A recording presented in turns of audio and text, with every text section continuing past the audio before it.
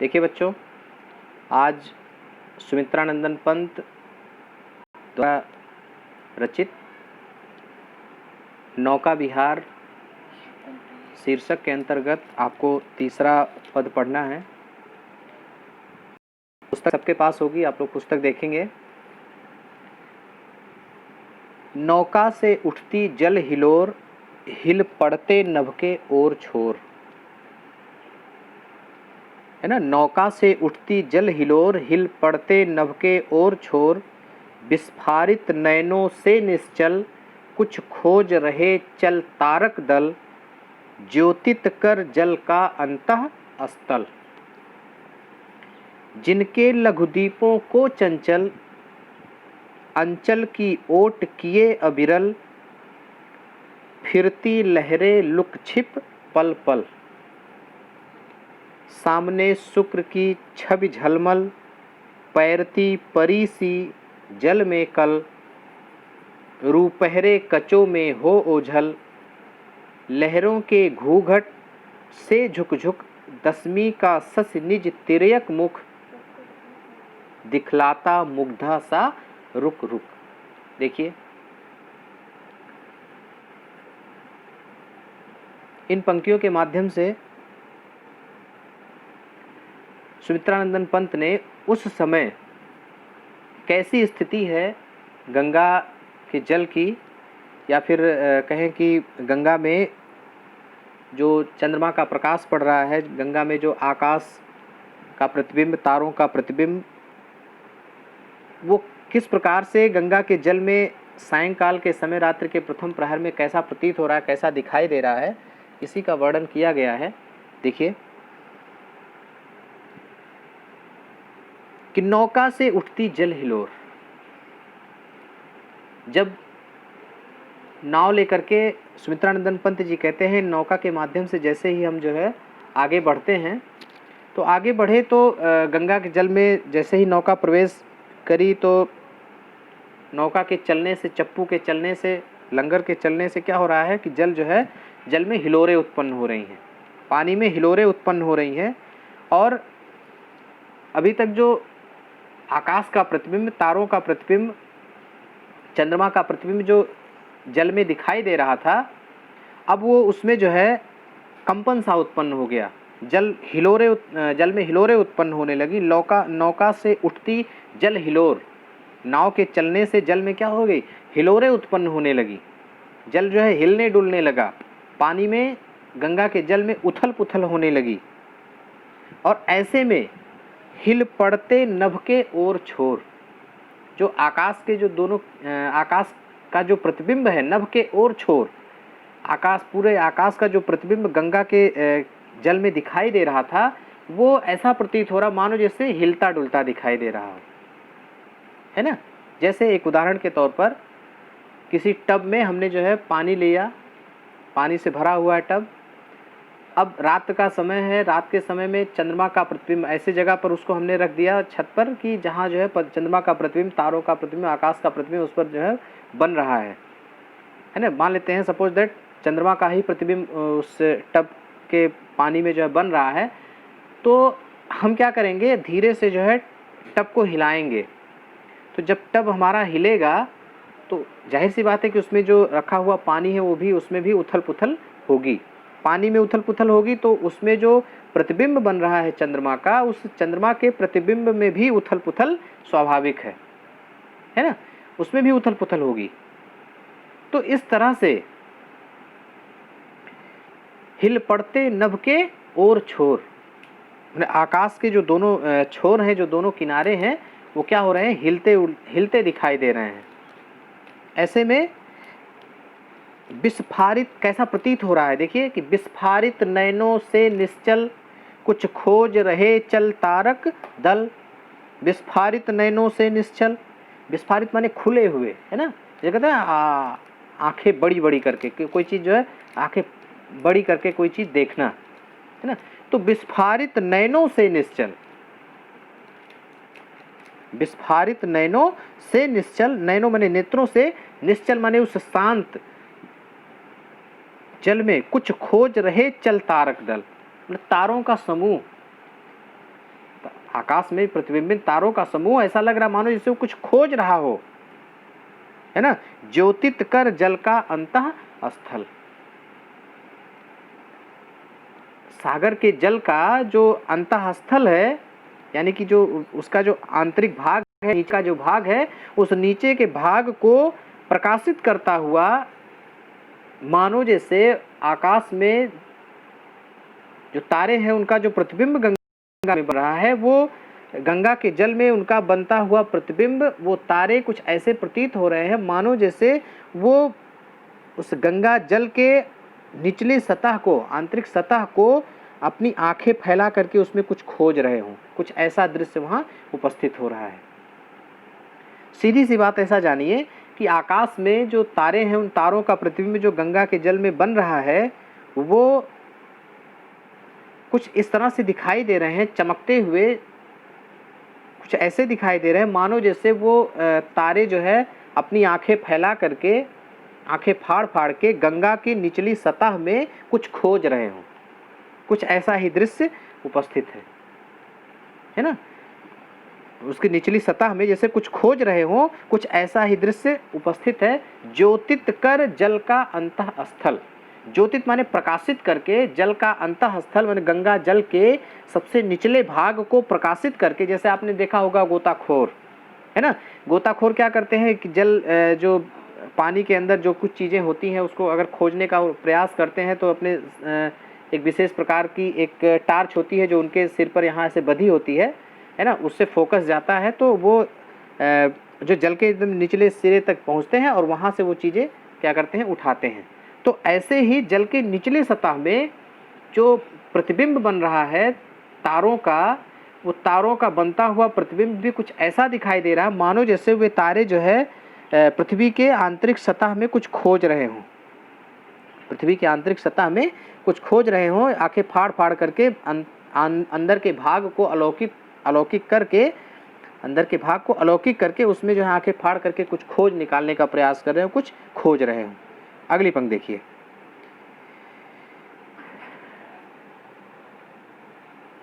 जिनके लघु दीपों को चंचल, जिनके का मतलब किनके, तारे रूपी उन दीपों को कहा गया। जिनके लघु दीपों को चंचल अंचल की ओट किए अविरल,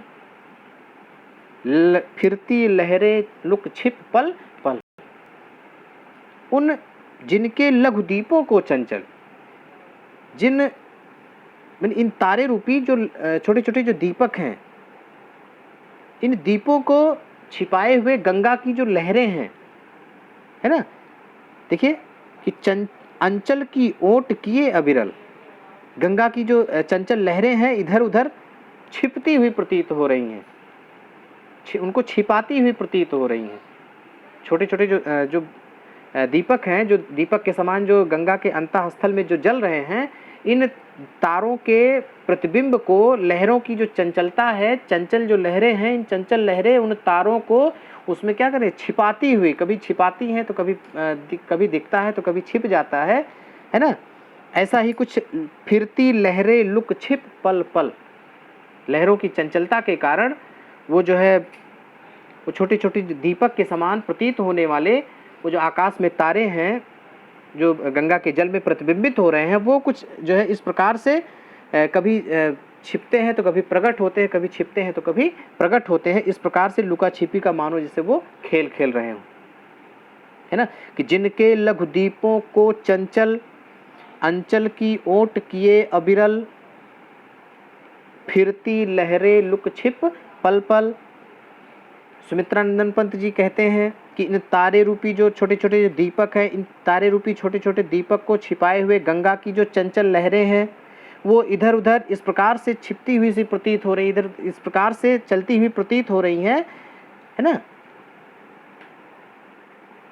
अंचल की ओट किए, आंचल की ओट में जो आकाश रूपी जो आंचल है, आकाश का जो प्रतिबिंब गंगा के जल में जो बन रहा है, उस आंचल की ओट में कभी छिप रहे हैं तो कभी प्रकट हो रहे हैं, है ना।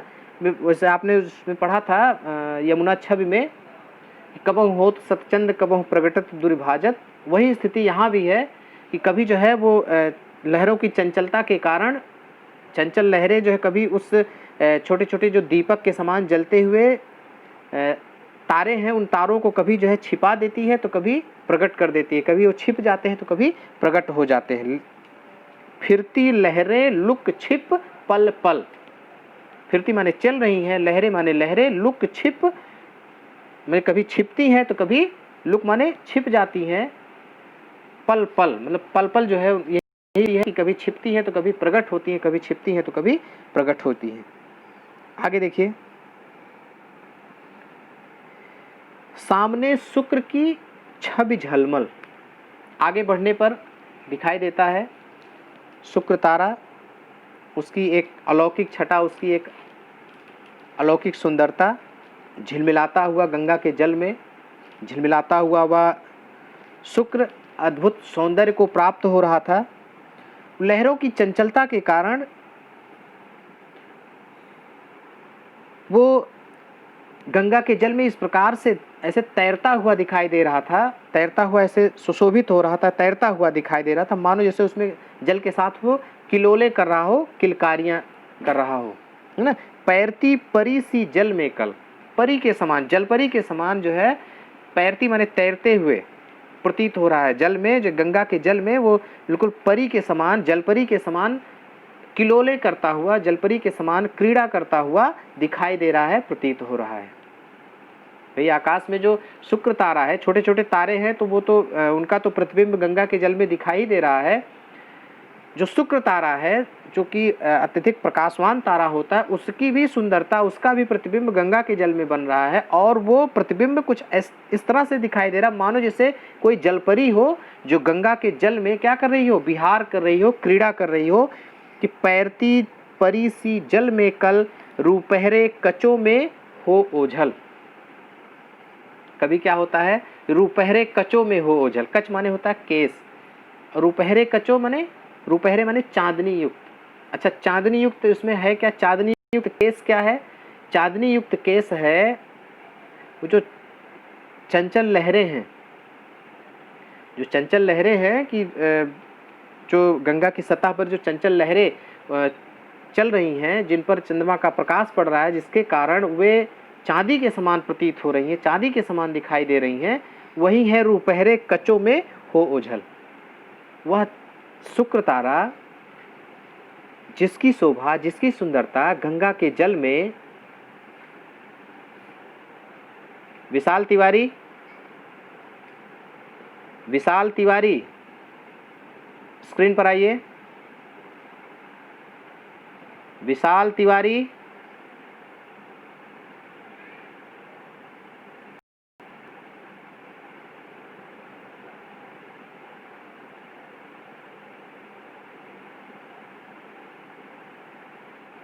विशाल तिवारी,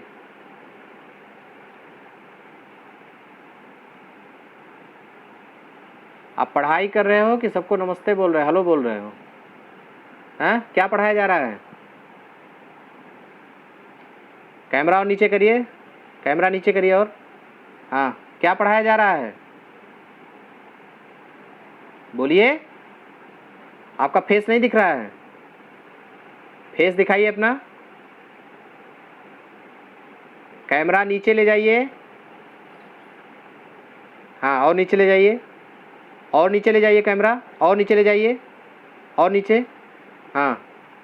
क्या कर रहे हैं आप, बोलिए। पढ़ाई हो रही है कि बस बेवकूफ है कि, बोलो क्या पढ़ाया जा रहा है, बताओ क्या पढ़ाया जा रहा है, हैं? विस्फारित माने क्या होता है,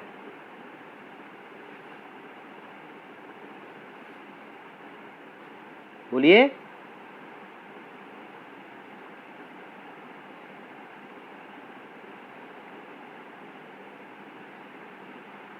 पिटाई होगी, दिमाग सही हो जाएगा, समझ गए ना।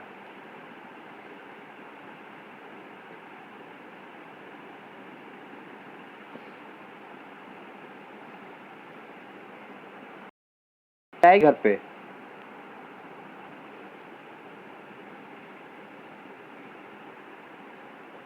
बड़े आए फ्रेंड आए। देखिए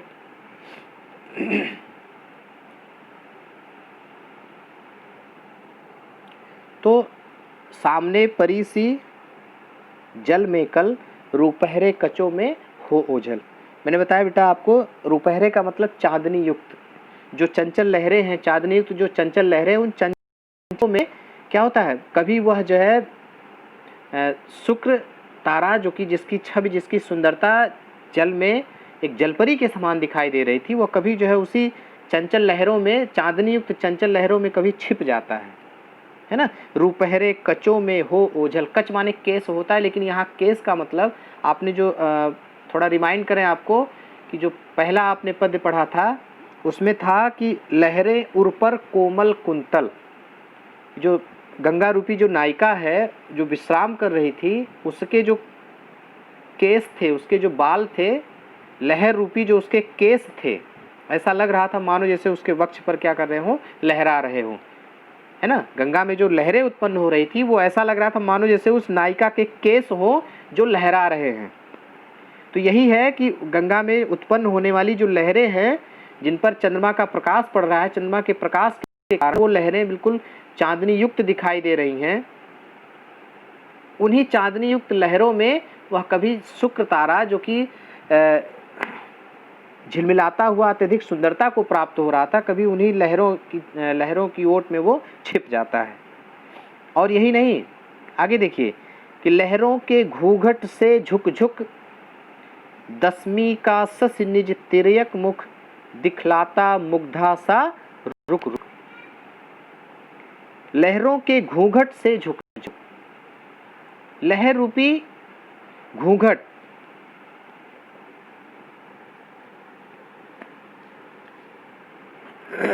दसवीं का सस, दसवीं तिथि थी और दसवीं तिथि में वो चंद्रमा का प्रतिबिंब आपने देखा होगा तिरछा होता है, ऐसे, है ना। कैसे होता है, ऐसे होता है तिरछा। तो दसवीं का चंद्रमा लहरों के घूंघट से झुक झुक, दसवीं का सस निज तिर्यक मुख, दिखलाता मुग्धा सा रुक रुक। मुग्धा माने सुंदर स्त्री, एक सुंदर स्त्री जिस प्रकार से जो है क्या करती है, घूंघट की ओट से, घूंघट की ओट से कभी अपने चेहरे को क्या करती है, चंचलता बस अपने चेहरे को कभी घूंघट की ओट में कर लेती है, तो कभी क्या करती है, दिखाती है। तो जब घूंघट हटाती है तो उसका जो आधा मुख या थोड़ा सा मुख जो उसका घूंघट की आंट से दिखाई देता है ना, उसे ही यहाँ जो है तिर्यक मुख कहा गया है।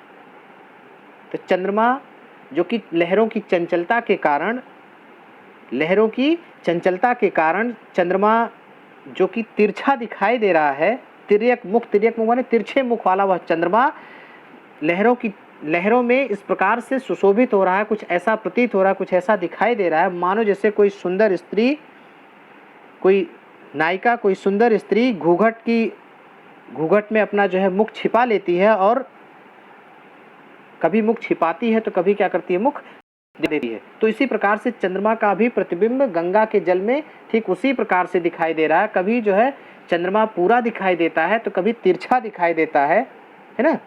तो यही ऐसी ही कुछ स्थिति चंद्रमा की उस समय वहां प्रतीत हो रही है ना, कि लहरों के घूंघट से झुक झुक, दसवीं का सस निज तिर्यक मुख, दिखलाता मुग्धा सा रुक रुक। कि लहरों की चंचलता के कारण अपने जो है युवावस्था से अनभिज्ञ कोई नायिका जिस प्रकार से अपने चेहरे को क्या करती है, अपने सुंदर मुख को कभी घूंघट के पीछे छिपा लेती है तो कभी घूंघट हटा करके अपने चेहरे को दिखाती है, कुछ ऐसा ही दृश्य इस समय गंगा में प्रतिबिंबित उस दसवीं के चंद्रमा का भी हो रहा है। दसवीं का चंद्रमा भी उसी प्रकार से जो है अपना तिरछा मुख, लहरों की चंचलता के कारण कभी उसका तिरछा मुख दिखता है तो कभी क्या होता है, लहरों की चंचलता के कारण वह छिप जाता है। कुछ ऐसी ही स्थिति उन लहरों में चंद्रमा की भी दिखाई दे रही है। ठीक। अब ये आपका इस पद में मानवीकरण अलंकार पर आधारित ये पद, जिसमें तारों का, चंद्रमा का, आकाश का मनोहारी वर्णन किया गया है।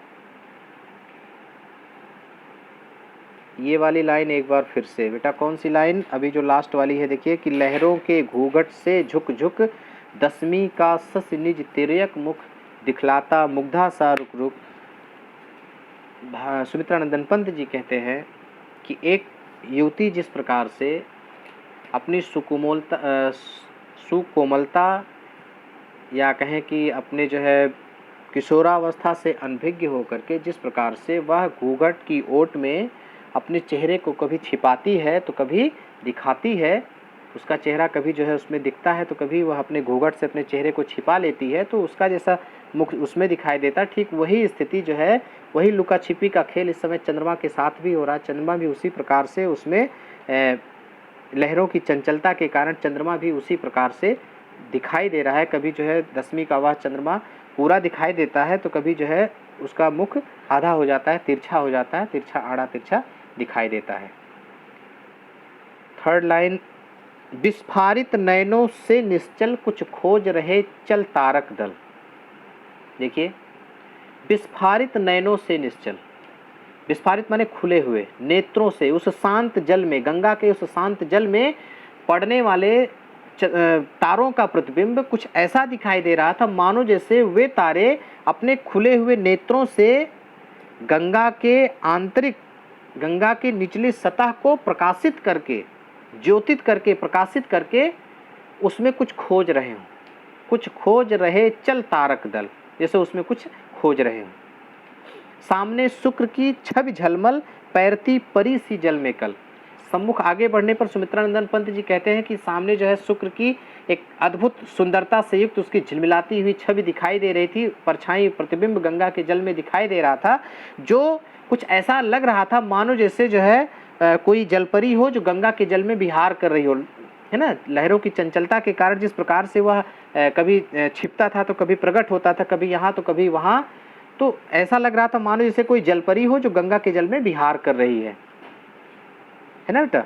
फिर आगे जो है रुपहरे कचों में हो ओझल, और अपने जो है चांदनी युक्त लहरों की, लहर रूपी जो केस हैं उन केसों में क्या करता था, कभी वह छिप जाता था तो कभी प्रकट हो जाता था।